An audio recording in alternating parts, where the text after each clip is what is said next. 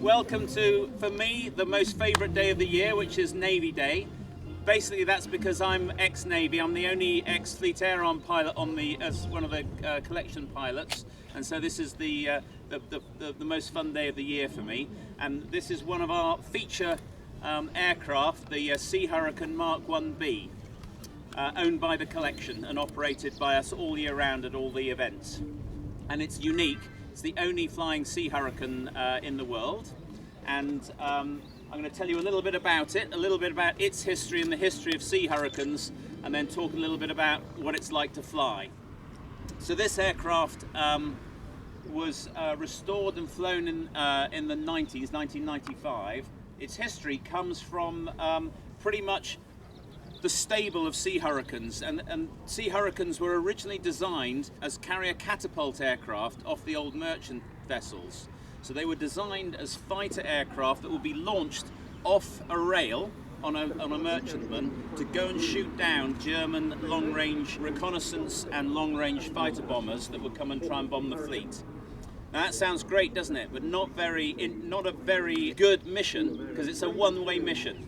Because you launch off a merchantman on a rail, on a rocket-assisted rail, you fly around, you do your mission, and then you have to ditch alongside the ship, and then they get the ship's boat out and they come and rescue you from there and pull you off the aircraft.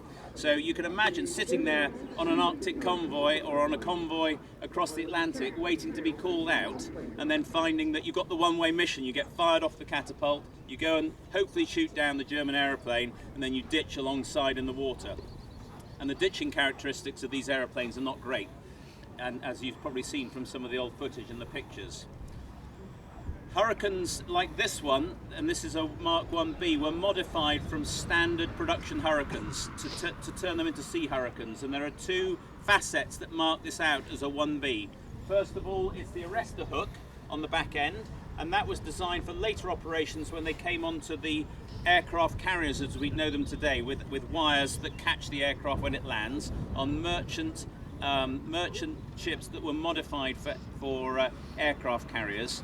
And the catapult area, if you look under the wing, you can see just under there some red lugs that sit under there. That's the other aspect that makes it a Sea Hurricane. That's where it sat on the catapult, the mountings that it sat on from there for it to be fired off the front.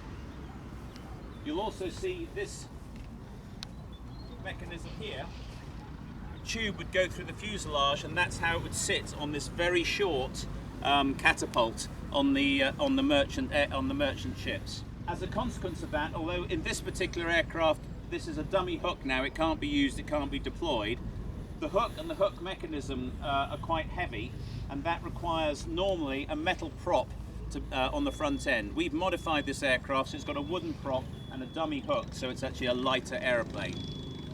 It's powered by a Merlin Mark III, which is an early mark of Merlin, and it's relatively underpowered compared with the later marks, so much less horsepower. This one probably generates around about 900 horsepower at sea level, which means it's not quite as sprightly as some of its colleagues in Mark IIs, and it's not quite as sprightly as the later Spitfires either. So that's how it was operated. As I say, most of them were modified. This one was built in Canada in 1941. It was shipped across to the UK.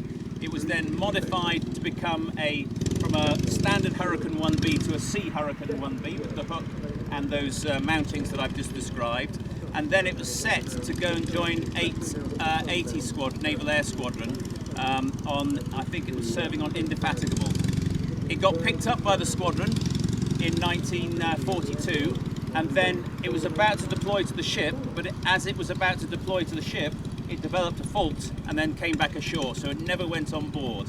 And that's probably one of the reasons it survived today, because 880 Naval Air Squadron went on to perform on the Malta convoys, basically in the time they were trying to liberate or trying to support Malta by dropping Spitfires on board and getting merchantmen in to resupply Malta.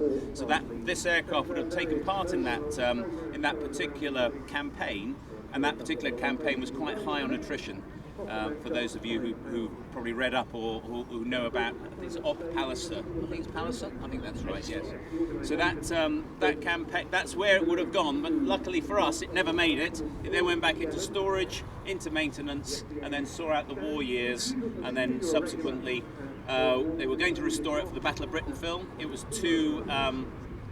There was too much maintenance required to get it up to speed ready for the Battle of Britain film, and then gradually it got a slower restoration, which is why we fly it today. So that's a bit about its history and the aircraft and what the aircraft did. What is it like to fly? Well, you've probably seen, as I have, those interviews with those that were lucky enough to fly operationally both Hurricanes and Spitfires. And they wax lyrical about both of them. They're equally supportive of the qualities of a Hurricane and the qualities of a Spitfire. The things that I pull out from that and the things that I've seen from when you fly it is that this one in particular, definitely much less power than than its Spitfire counterparts, but you'll notice quite a thick wing chord. This is quite manoeuvrable, quite easy, it turns quite tightly at slow speed, and for that reason it was good in dogfighting because it was a stable gun platform and it was able to get to turn corners quickly, quite agile, and get into a good firing position. It wasn't good in a drag race or when you're trying to outmaneuver or outpower your opposition, because it didn't have the grunt that other aircraft had, like an ME-109. So if you could sneak up on an ME-109 and you could tuck in and manoeuvre, good guns platform, good ability to shoot it down. But when you're into a raw performance fight, you're never going to get the same match. Another reason why people like Hurricane, it's wooden construction as well. It was quite battle hardened. It could take quite a few hits before it really became unserviceable. And certainly when they were turning it around, Hurricanes, you could make small repairs to the fuselage and get it back out there quite quickly. So again, that was another reason why it enjoyed one of the facets why it was good operational performer. But in terms of raw performance, it's not really matched to a Spitfire or 109. That said, what is it like to handle? Well, it handles quite differently from some of its counterparts and perhaps some of the other aircraft in the collection. And what I mean by that is most people, when you see them do their first flight in a Hurricane, they come back and they look a bit wistful because they kind of didn't fly like they were expecting. They built this mental image. And one of the reasons for it is the way its stability and control, the way its flying characteristics. So for instance, when you see it later today diving down to do its first approach and a fast swooping part of the display and it pulls up, traditionally on an aircraft you pull the stick back, you apply a force, houses get smaller, you climb away from the ground and you hold a force. With the Hurricane, when you start to pull up, initially you pull back on the stick and then it tucks and then it wants to fly itself around the corner and you find yourself feeding in forward stick and just holding it off. Now the first time you do that it feels quite unstable and quite unnatural, but actually when you realise you fly it a few times it's very repeatable. It's exactly the same activity happens every time you fly it, so you build that sense of how to control it. But that's why when you first fly it feels just a little bit different, so it doesn't quite handle perhaps in a way a traditional aircraft would in that respect. That said, once you talk to people who've flown it for hours and hours and operationally,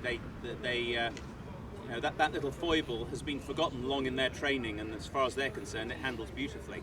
That's why you'll always hear people being very supportive about the Hurricane, because indeed it does handle very well. Another thing about this particular aircraft is that you'll see, if you compare it with the other Hurricane that I think is in the hangars, you'll see it's got a shorter, snubbier nose, smaller engine compartment based on the fact it's got a smaller supercharger and a smaller radiator. This aircraft is more prone to overheating. So one thing we do when we fly it here is when we've been spanking it in relative terms for the display, making it fly fast, we'll always take it behind the crowd and cool it down before we land, just to make sure we preserve the engine. Because it's all about preserving this aircraft for flying as long as possible. So when I say we spank it, we don't spank it. We apply the requisite amount of power to get it going and get it displaying nicely, but we don't fly it at the same supercharged boost levels as they would have done operationally. We hang back and you only fly it at moderate power settings. You don't fly it right with the throttle parked in the corner and at full power. So you'll always cool this one down, and at some last couple of years we've had an engine change, and this one's more. The last engine right up on its temperature limits, so we used to land it and then almost pretty much straight away pull it into a parking slot, run it for about a minute, let the engine temperature stabilise, and then shut it down immediately to stop it overheating. Not the same issue as on a Spitfire, where with the gear down the Spitfire covers the radiator and it starts to overheat with the gear down. This one is purely a function of the efficiency of the radiator and its ability to dissipate the heat. In terms of taxiing it, this aircraft, like all aircraft of its era, has pneumatic brakes. And so they're controlled by, on the hand grip there's a spade grip and there's a paddle that you squeeze. And when you squeeze that, it applies air pressure into the brakes, into the discs on the main wheels. If you apply rudder, so if you want to turn right, you apply the right rudder and then you squeeze on the brake. That means only the right brake will work in that extreme. It will hold the brake and then you'll move around to the right. Similarly, if you want to go left, squeeze and it moves around to the left. Two things about pneumatic brakes is because it's air, it has basically a lag in it. And so you can see people when if they're looking a little drunk when they're taxiing it, it's probably for two reasons. One is you're supposed to weave, because you can't really see very well over the nose, although the visibility in the Hurricane is better than some other aeroplanes. The other reason is he's probably getting used to working out the lag between when you squeeze and when actually the brake comes on, and that takes a little bit of getting used to get that right. Of course, the excuse is he's just weaving to make sure there's no one ahead, but the reality is he's actually trying to learn how to control it when he's going down the hill for the first time. So that takes a bit of getting used to, and with all these, the brakes fade as well, so they're not great brakes. So when you're landing in a crosswind and you really need to keep that brake holding you straight, after a while the brake will fade, so you only have a number of shots on the brake in order to make sure you can keep it straight from there. In terms of engine handling, as I've said before, with these old engines, you really need to look after them these days. We're not here to fly them operationally, we're here to display them, so it's always very careful handling. It is relatively carefree. You can apply throttle fairly swiftly with it. You won't flood the engine like you will with the Gladiator or with the Lysander in the Mercury engine, and it's quite responsive. It has a variable pitch propeller, and you have a separate control that it changes the pitch on the propeller as well for when you want to fly in different conditions with different speeds. So on the ground you have it in a fine condition, so it's more efficient when you're taking off from very slow speed, and then when you're flying around up and away you move it into a coarser position, so it's more efficient when you're traveling fast. And you can see there's a mechanism that's driven through oil on the front end of the cowling, the front end of the nose cone from there. This particular aircraft was equipped with 8 303 caliber guns on each side, and you can see where they've covered off the front. I'm not sure the guns are still fitted in the wing. I must find that out. But they always put cloth over the front, and that tells the ground crew whether they've actually fired out or not. And less so on the ship, but more so probably on the Battle of Britain when they're coming back with Hurricanes and knowing whether they need to resupply with bullets as well as fuel ready for the next trip of the day. On its first flight, the undercarriage, another facet of it, it's another interesting handling gotcha for it, is the undercarriage and the flap are controlled by one lever alone. And it's like a little bit of a gearbox where it has a neutral position. You go left and up and down for gear up and down, and you go right up and down for flap. Now if you think about that when you're on the ground, if you get that wrong, then it gets pretty embarrassing. So if you're putting the flap up on the ground and you go the wrong way on that lever, you'll fold the undercarriage and you'll end up flat. So if you see a Hurricane taxiing along and doing that, that's probably what's just happened. The guys moved the wrong way, so we're very careful about how we move that. And I'm touching wood now, I'm flying it later. I really don't want to talk about it and then find out I demonstrate it later on, because that would be a bad thing.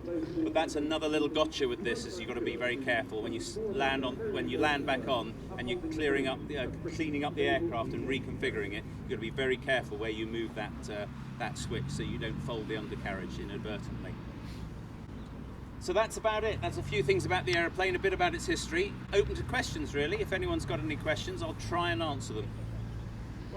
What speed are you doing across here on a fast run? So this aircraft, this one with the new engine, it's a little bit more sprightly. So when it dives for its first display, you're probably coming in around about 200 knots.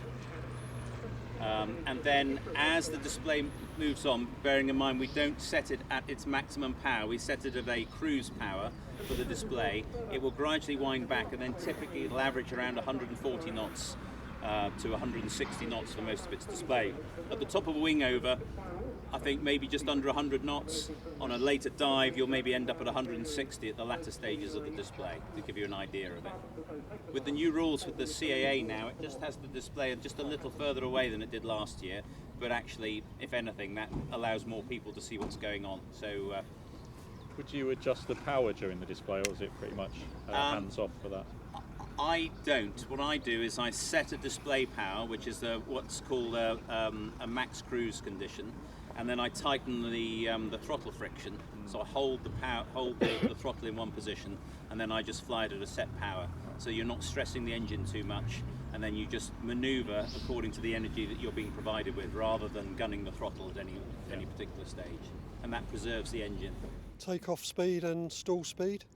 So with it configured, so with the flaps down and the gear down, it will stall at about 58 knots. With it clean, it'll stall just above 60 knots, and we come over the hedge when we're landing at 75 knots on the final approach. Ideally for a 3-point landing, but that's always lottery. Yeah. Takeoff? Takeoff, on the takeoff roll, by the time it sort of bounces off the grass airborne and you look in just to make sure you've got flying speed, I'd like to see around about 75 to 80 knots on the gauge before you start to sort of pull away. And then the next challenge is you've got a gear limiting speed that's quite low, so you'll always see Hurricanes probably take off, and then they take off with quite a nose-high attitude, whilst they're now heads in on that H-box trying to work out how to get this thing moving, and sometimes it needs a little bit of help and pressure whilst the lights are changing and the gears folding up.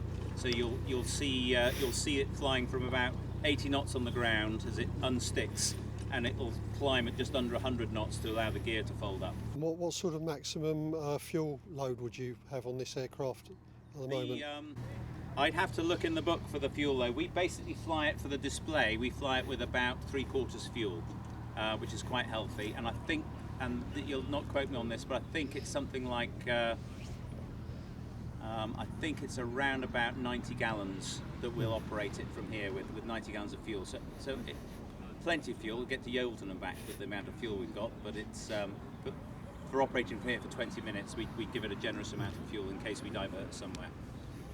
What else have you flown in the collection and before you? Well, I've been here for 20 years, so I've been lucky enough to fly almost about 90% of the airplanes in the collection now. So everything from the 1912 Dépôt d'Ussin all the way through to the Hurricane, most of the ones in between. What did you fly before that? I was operational on Sea Harriers. I was a test pilot after that with the Navy. Are there any similarities between this Hawker aircraft and any of the other Hawkers in the collection? That's a good question. I characterise aircraft with two things. One is when you climb in them, what they smell like, and because most aircraft have a characteristic smell, and how they handle. And I think there's definitely a theme across Hawker airplanes. I've been lucky enough to fly the Sea Fury and the Seahawk, and also this aircraft and some of the old Hawker products here. What I would say is Hawker products are characterised by their simplicity. If you look at the lines on them, there are very few aerodynamic sticking plasters. So there's a sort of purity of lines across those aircraft, and you can see that. So they all fly and tend to handle quite well. The Hurricane is probably the exception to that in pitch, actually. So what I described earlier in terms of how it handles in pitch is probably the point of differential between this and other Hawker products. Have you flown any other Hurricanes? No. So I was going to ask how this compared. Well, I haven't, but Keith Dennison, one of my colleagues, used to fly the Basher Hurricane and flew this one, and he would contrast the two. This one, he always felt the handling qualities were a little more agricultural, perhaps, and it was a little more underpowered than the Basher Hurricane. So this probably represents, as I say, a Merlin Mark III, an underpowered Merlin, with hook modifications that makes it heavier as well. It's probably on the lower end of performance on Hurricanes, and it probably exacerbates some of those handling qualities I talked about earlier. Yeah, last question. How have the display rule changes affected how you fly this? In terms of up and away, the display will look the same as it did last year. it will be presented slightly further away from the crowd, because that's how the display rules have basically moved this a little bit further away by a few meters. But some people are already looking at that and saying, well, actually, the fact that it moves further away is, most aircrew don't like it because you've had to move a display line, you have to change your references, and you like being close and intimate with the crowd. But actually, from a spectator's point of view, if you're sat somewhere in the middle of the field, you'll probably see a bit more of the display than you would have done before. It'll look only subtly different to the. If you came here year after year, you'd notice a difference. But if you saw it today, you wouldn't really notice a difference. Right. Well, thank you very much. I'm going to be around for a little bit if you want to talk a bit more individually. But other than that, have a great day. I hope it's looking like the sun's coming out. It's going to be a fun day.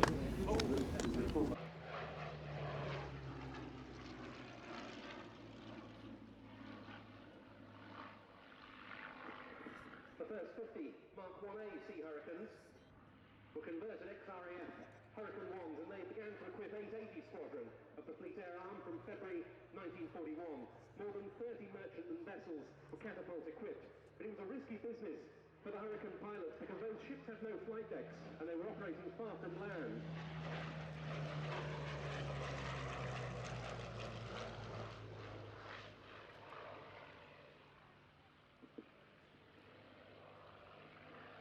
Thus, there was nowhere for the Hurricanes to recover. It was on the 18th of June 1941.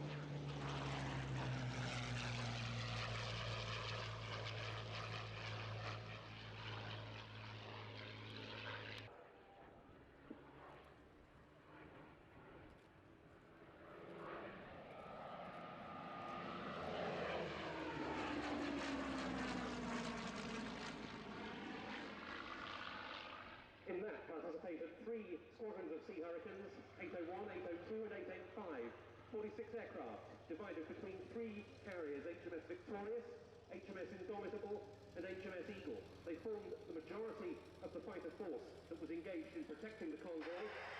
Other aircraft that took part in that role, Grumman Martletts and Fairey Fulmars. 12 of Eagle's 16 Sea Hurricanes were lost when that carrier was torpedoed by a German U-boat, but the remainder assisted in the successful conclusion of the operation.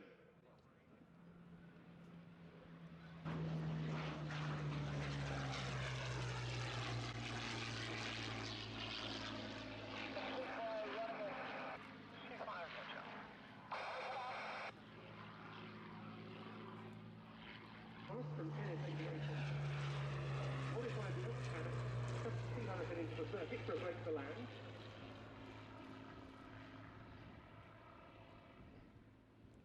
And successive marks further enhanced and refined the Seafire design.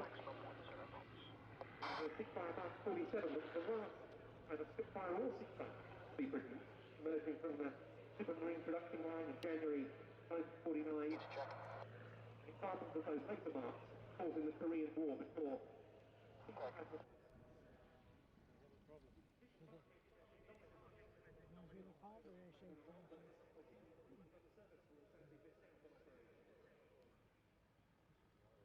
and send formation hold at the tower, please.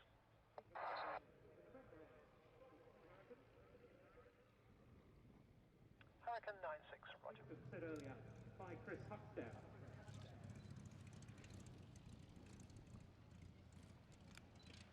For our next item, we'll see another Hurricane, a land-based one this time. Hurricane vacated the runway One of the intersection. 2 Mark 2Cs of the Royal Air Force Battle of Britain Memorial Formation Flight. taxi hold runway 03. We'll see 5 today. The last Hurricane produced today. He is in the hull of a Hurricane flown by a squadron